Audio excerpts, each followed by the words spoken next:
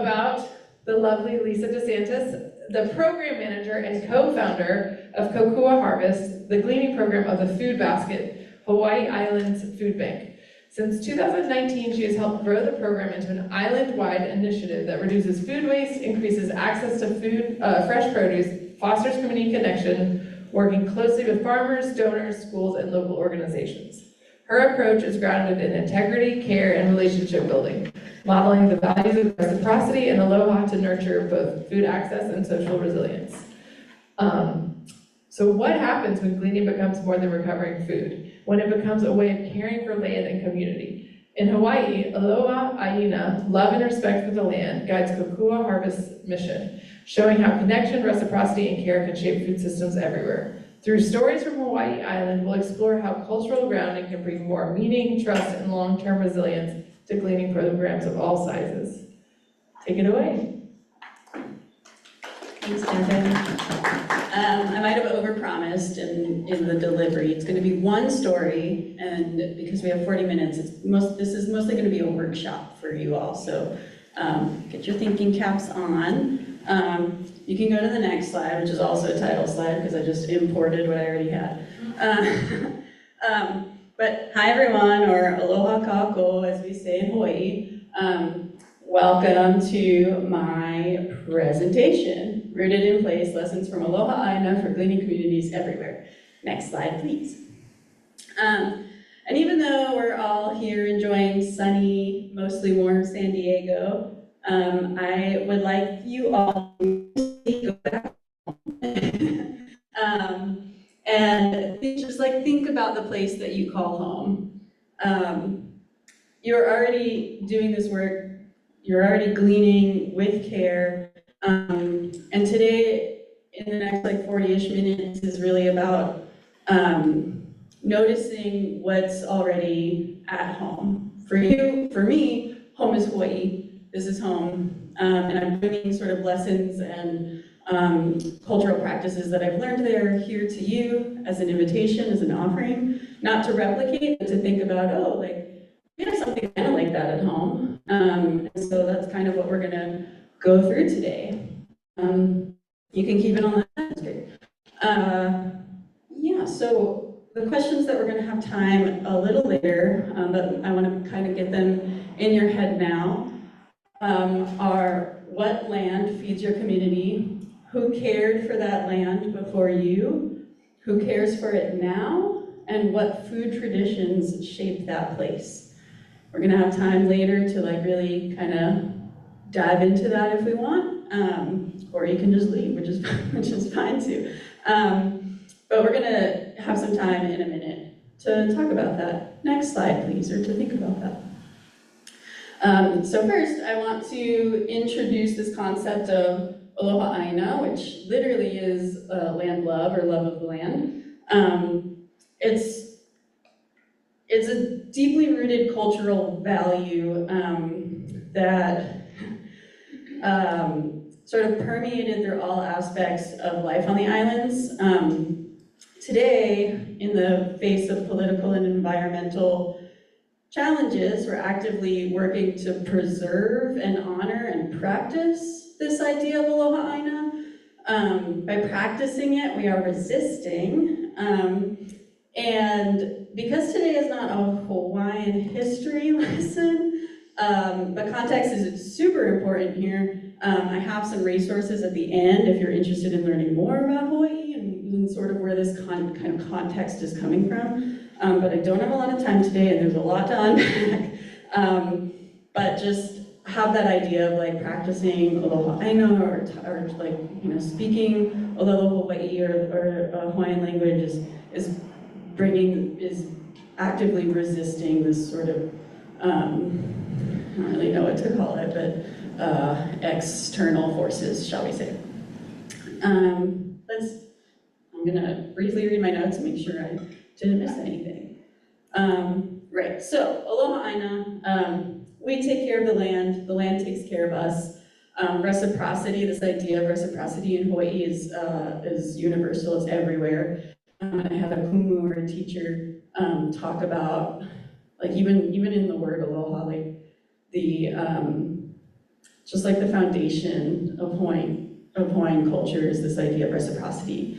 That may very well exist in all of your communities. I don't know because I don't live there, but you yourselves do. And so today is really about thinking and reflecting, even though we're in beautiful San Diego. Today's really thinking about home and what's happening at home. And this idea of reciprocity, we might call it Aloha ʻāina. We might call it Aloha. What do you call it? I think I got most of it. Next slide, please. You can take a picture of that next. So our reflections. I think I end at 4, so we have like half an hour, and we've got like 3-ish questions. So I don't know, like 7 minutes for each question. You guys can, if you are here with friends from other places or strangers from from the same place, talk to each other. Think about these questions. I purposely said reflection, but I keep saying question. But they're really reflections about like what's going on at home, what already exists, right? So the first one, how can gleaning programs honor the land and people we serve? How can we, I'm gonna repeat it because first I have trouble doing many things and I've been doing many things today and I'm still transitioning into presenting, so I'm gonna repeat it. How can gleaning programs honor the land and people we serve? It might sound simple, but it really shifts like how we think about the work for me. I mean, for me, it takes us like from how do we collect more food, and like Sean was saying, I don't like pounds as a measure. And so me and Cocoa Harvest, we've been actively thinking about how do we shift the focus from pounds. And I think I've said this before at other presentations, but we had one of our harvest leaders say one time, she said, when I was hired, I thought this was a food job, and now I've learned it's a people job. And that really like sticks with me, and I've said it before because it's just, I think it really simplifies that message of like, it's really a people job. What we do is really people-centered and people-focused. So honoring the land can look like paying attention to seasons or what's abundant and why is it abundant. A quick, maybe I won't be a liar, maybe I will share another story that I didn't plan. For us, we get mangoes, and mango season is usually like June. In the past couple of years, we've been getting mangoes in March, which I think, yeah, I'm seeing some head nods, so I think you get it, and I won't explain.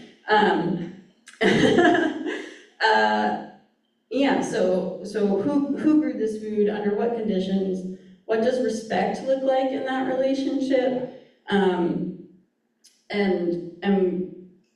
we're being specific as we're thinking and as we're reflecting on these questions. We had our storyteller presenter today say, be very specific. It's specific and it's practiced, and we're really, we don't want to be abstract. We want to ground ourselves and be really real, I guess. I think, I don't know, do you guys want to reflect on each question as we go? Or I'll just keep talking. Great. Next slide then, I guess. The second reflection, what values or cultural principles already exist in your community? This is getting to that idea, right? Aloha ʻāina is ours, what is yours? And again, I can't understate how important it is that for me, it's Aloha ʻāina, and I'm not telling all of you to go practice that. That's what we do where I live, but what do you do where you live? This is sort of the impetus maybe of what's going on at home that maybe you haven't had time to think about or haven't really, I don't know, like recognized it as something that's like actively happening, but it is. You can move on. We'll come back to the reflection time. Yeah. Thank you. Our third reflection, how can gleaning become a practice of belonging? Again, like we've been moving, I've been really trying to move us away as I apply to grants to keep our program going, I've been applying to less and less food grants and more community grants. What impact are we having in the community? And so, again, yeah, how does gleaning become a practice of belonging? How do people feel connected in this work? And not just feel connected, like how are they connected? Do they see themselves in it? Do they feel cared for? Or are they just served? Yeah, yeah, you can go to the next slide and I'll go into my story. Those questions really have come up for us. That we had a harvest leader go to a harvest one time I'm gonna call him Bob, at Bob's house. Bob had mangoes for us. And Bob, like our harvest leader, the first thing he saw when Bob walked out of his house was like half his face was just like covered in bandages. It's hard to miss, right? Half of his face covered in bandages, and Bob was like in his 80s. And so they did the harvest, and you know, as you all know, like you're chatting while you're harvesting, and you're doing your thing, and you're chatting, and you're connecting. And through this connection through harvesting, our harvest leader learned that Bob had a fall the previous day. And our harvest leader called me after and was like, I'm super worried about Bob. Like, he lives alone. Hawaii Island, if you've never been there, is super rural. There's not really cell service anywhere. Neighbors are close, but also far, especially when you're 80 and you have fallen. And so our harvest leader was like, what can we do? He like doesn't want active help. I know because I was talking to him for like 2 hours while we were harvesting. And so we came up with a plan, which was our harvest leader lived relatively close. And so, which is a whole nother thing. That's why we have harvest leaders, is they live in the communities that they're serving. But he lives close to Bob. And so we were like, why don't you go check on the mangoes, you know, and then you can, and if Bob comes to the door, we know Bob is okay, you know? And so that story really just, the connection, that relationship becomes, like, yeah, it started because of the mangoes, but then our harvest leader connected person to person. And for me, I'll never forget that phone call. To me, that's just like, it's a people job. It's a people job. I didn't say anything I wrote down, but that's okay. You can go to the next slide, please. Okay, so this is going to be our time. So put your thinking caps on. Return to your place. I told you about mine. Now it's time to think about yours. What would it look like to practice care there? What values already exist that you can build from? And how might your gleaning work create a deeper sense of belonging? Those are not the exact same questions, they're just a rephrasing or reframing if you think a little differently than I do. So, let me check the time. 20 minutes, maybe like 10 minutes to think about. Just, this is supposed to, like, you're not supposed to have all the answers. This is like just the beginning. You guys are gonna go do the work when you get back home. Yeah, okay, 10 minutes. And if you're live with us, that'll be 3:48. The intention to be chatting with each other? Chat with each other, whatever you need to like most efficiently and effectively. If you need to step outside, step outside. If you need to be alone, be alone. If you need to talk to each other, talk to each other. Yeah, there's no rules. Just do what's right for you. Okay, team. We're gonna wrap it up and come back. I want to get us out of here on time. We're coming back. Took you guys so long to get started, and I'm sorry to pull you back, but it's time. Yeah, I think so. If you're on Zoom, we're just pulling everybody back. Some people went outside, so we're Bringing them back inside. Thank you all. I hope those were some good reflections. I hope it was a good use of time. I think it's important. I kind of skipped this, and you can go back a slide if you want to look at some pretty pictures. But if you don't, that's okay too. Yeah, that's great. Thank you all. I'm going to ask if anybody has some reflections to share in just a minute, but right now, I just want to share, Hawaii has given me so much. It's community, connection, a home. I grew up in New Jersey, and I was just sharing in my group. I grew up in New Jersey, and I'm slowly creeping to more time spent in Hawaii than in New Jersey. And while New Jersey is its own kind of home, Hawaii is like my home, where I got to be me. And so that place has given me so much. So I'm gonna briefly name my partner, my 2 rabbits, but so much more beyond that. And so I share this concept of Aloha ʻāina with a deep, deep respect of where it comes from, and extreme understanding that it is not mine, and so really underlining this idea of sharing it not as something to take home and go practice, but to take this idea and reflect on what's in my community and how do we express this idea. And you do that in your place. And if we're in your place next symposium, I would love to hear about it. I think you can go to the next slide. It's mostly just pictures and stuff from here. So I would love to hear what came up for you. If anybody wants to share, we have a lovely microphone. There's a chat response. Thank you. Do you want me to read it? Yes, please. Okay. I'll read the chat response. Love the 3rd question. Gleaning can become a practice of belonging through shared purpose. Community impact and togetherness is kind of this is a riff off of that 3rd question. Feeding neighbors, leaning on neighbors, making us more collectivistic, and therefore everyone having more of a place or a role, and strengthening community. It all came up for this person. Yeah. Thank you for sharing. Thank you.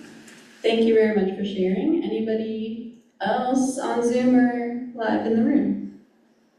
And you don't have to. I know this is a really deeply personal reflection. It's all good. Thank you all for. I have a question. Oh, sure. Because this is it is a very powerful question, but I do think what you're doing is helping. I assume this mindset is helping you connect with volunteers and help them to see the bigger picture of the Aloha ʻāina. Mm-hmm. And I'm curious, do you ask, in y'all's volunteer events, do you ask some sort of wrap-up question, some sort of reflection question like this? Is there a way that you try to connect the dots for people when they come to volunteer? So the question for our Zoom people is, at the end of harvest events, do we have a reflection or a one-word takeaway, some kind of thing? We actually don't, and I would love to start.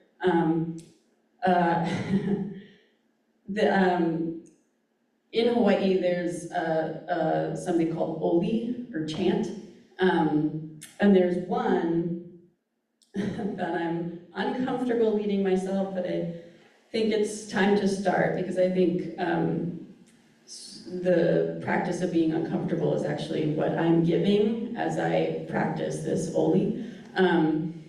But there's an oli called ʻehomai, which is asking permission to be on the property, not of the people who own it or who live there, but of the land and of our ancestors and the people who came before us. And it's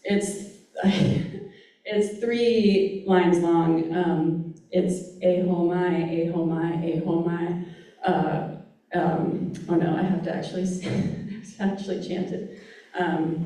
E ho mai ka ike mai luna mai e o na mea huna noe au o na mele e ho mai e ho mai e ho mai e ho mai ka ike mai luna mai e o na mea huna noe au o na mele e ho mai e ho mai e ho mai e ho mai ka ike mai luna mai e o na mea huna noe au o na mele e ho mai e ho